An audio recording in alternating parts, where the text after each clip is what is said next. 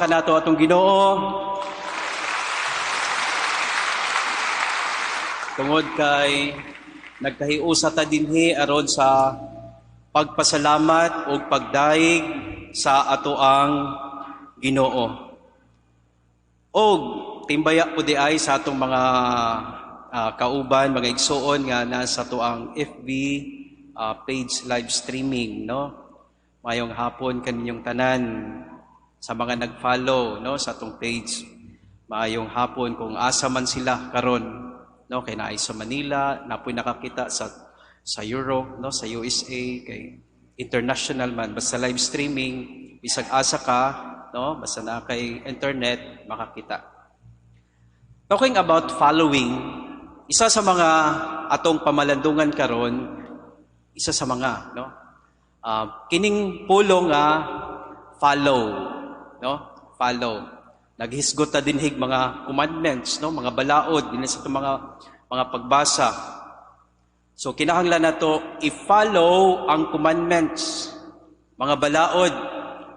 Nganuman tungod kay mao kini magdala kanato og kabulahan. Bulahan or kalipay, no? Kung musunod ta sa balaod, musunod ta sa commandments Ginoo, malipay ta, mabulahan ta. Sama sa giingon sa Salmo nga gikanta ni ate kanina, no? Bulahan ang nagasunod sa balaod sa Ginoo, or blessed are they who follow the law of the Lord, no? Unsa man ni mga commandments? Nakahinumdum pa ba mo sa inyong mga katikisan? Pila ang commandments nato sa simbahan? Pila? 7? 9? 10 di ay. So, isa sa mga commandment nato, una, I am the Lord, thy God, no? Thou shalt not have strange God before me. So, mao kini, no? Simbahon nato ang atong Ginoo kay isa ra man ang ato ang Ginoo, no? Dili ta magsimba og lain nga mga idolatry, no? Mga superstitious belief, no? Simbahon nato, no? Usa sa mga balaod, usa sa mga commandment, ikaduha, thou shalt not take the name of the Lord God in vain, no? So dili nato gamiton ang pulong sa Ginoo sa bisan unsa nga mga pandaot, no, or blasphemy or whatever irrelevant use of God's name. Ikatulo, no? Mao ang keeping the Sabbath holy, no? Ang Sabbath sa tuwa mao ang adlaw sa Domingo, Sunday, tungod kay si Kristo nabanhaw sa adlaw nga Domingo, no? So mao na isa sa mga commandment na atong gi-mention karon, atong natuman. Nga naman, kay naaman ta dinhi karon nagsimba panahon sa Domingo. Kuyog sa inyong mga pamilya or kinsa man inyong mga kuyog diha. Mao nga palakpakan nato atong Ginoo, no?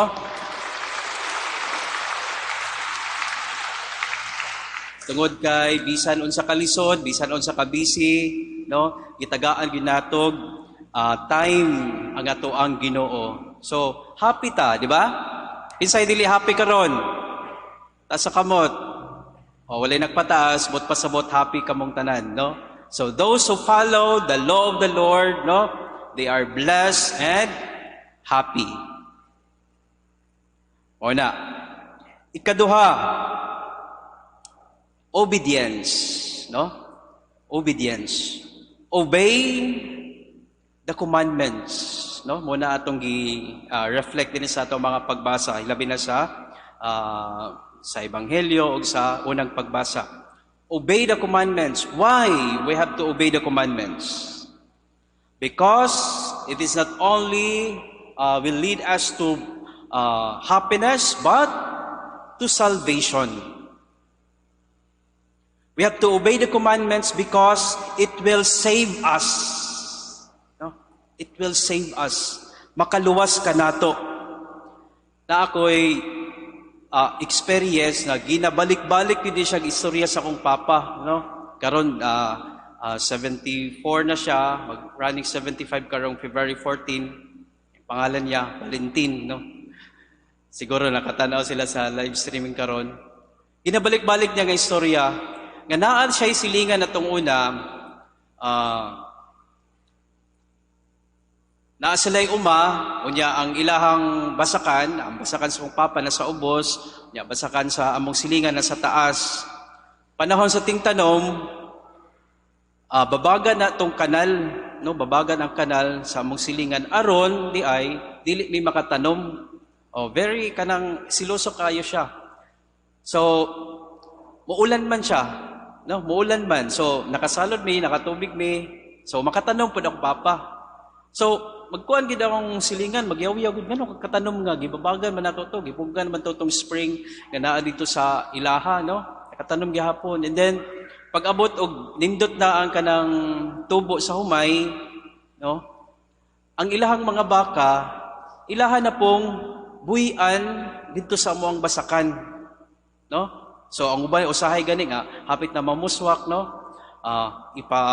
Ipasabsab sa mga baka, no, sa mga hayupan.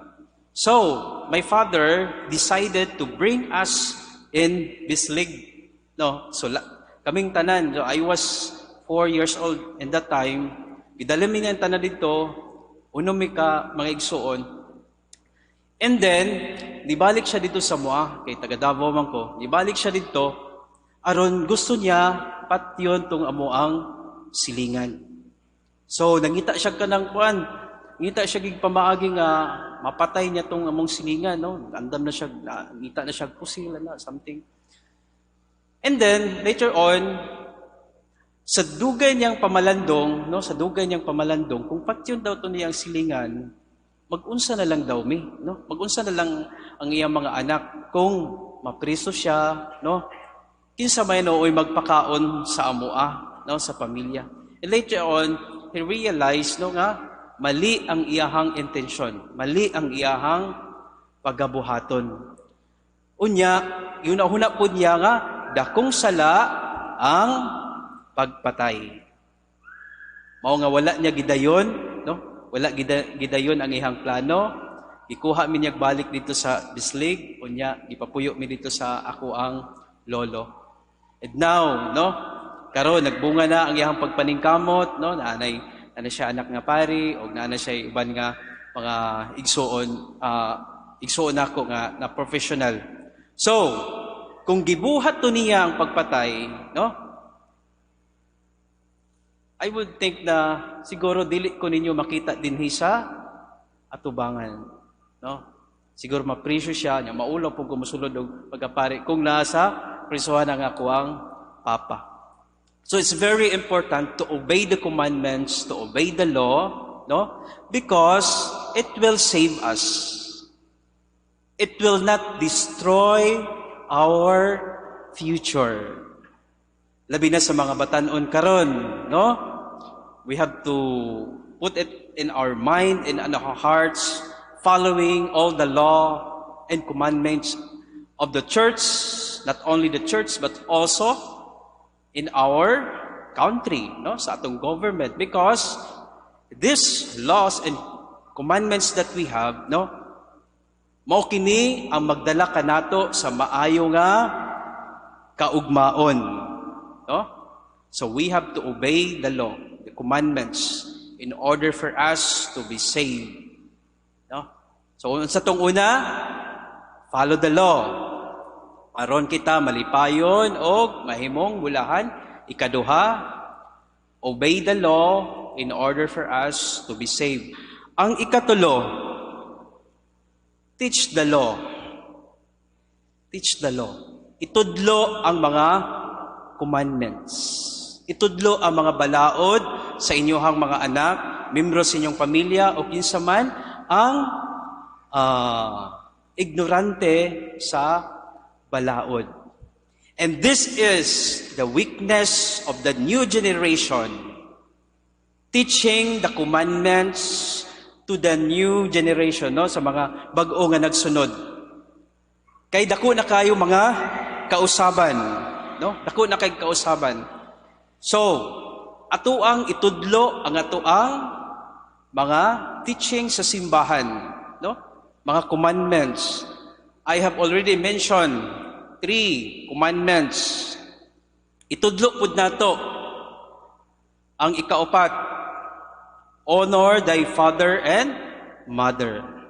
Diba? Makita ninyo sa mga bagong generation karon na usahay walay respeto sa mga tigulang, no? You have to respect the young one, no? Sa mga tigulang, no? Tuluan na to ang mga bata aron mo respeto sa mga ginikanan. Respetuhon na tong ginikanan, dili na to dumtan. Ikalima, thou shall not kill. Okay? Dili pagpatay, no? Mention po diri sa tong gospel. Tungod kay kini usa ka sala, no? The unjust killing, gi-appeal diri ang suicide, no? Ang abortion,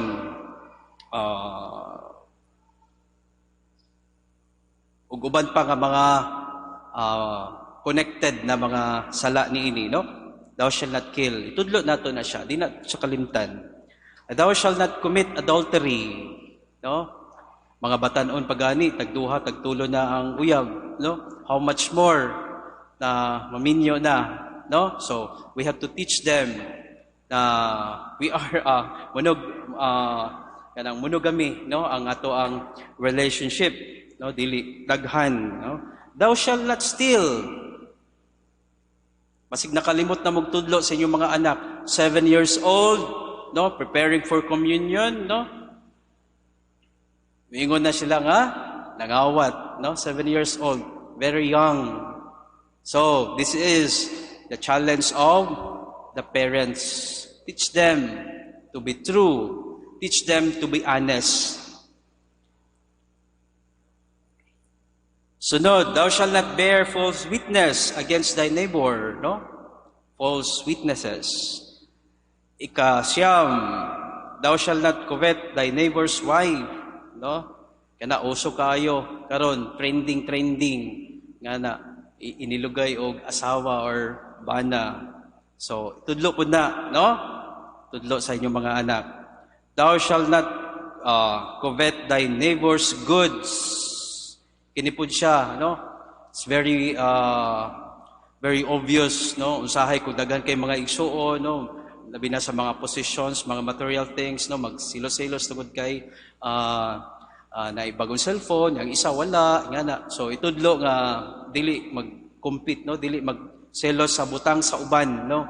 We have to be satisfied of what we have.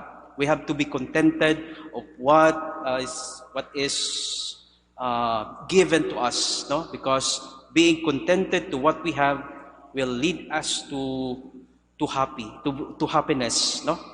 Mao kana mga igsoon. So daghan pa ang mga balaod nga ato ang dapat itudlo, no? So dili nato kalimtan na naatay 10 commandments, no? Dili nato kalimtan. So itudlo nato na silang tanan aron mahimong tulid ang ilahang paglakaw, no? Diha sa ilahang kinabuhi, no? So mga igsuon, mo kini ang atong balonon, no? So gamay ra man tag time to explore our readings, but later on, no, paggawas ninyo sa inyohang dinhi sa simbahan, try to reflect more, no? Reflect more, liba makakita na mo diha sa reality sa gawas, no? Sunda ang mga commandments, follow the commandments, obey the commandment, and teach the commandment. Hinaot unta mga igsoon kining santos nga misa atong pagasaulugon karon, no? Magahatag og kabaskog, hatag og dugang strength, no? Sa ato ang faith in order for us to do these 3 things, no?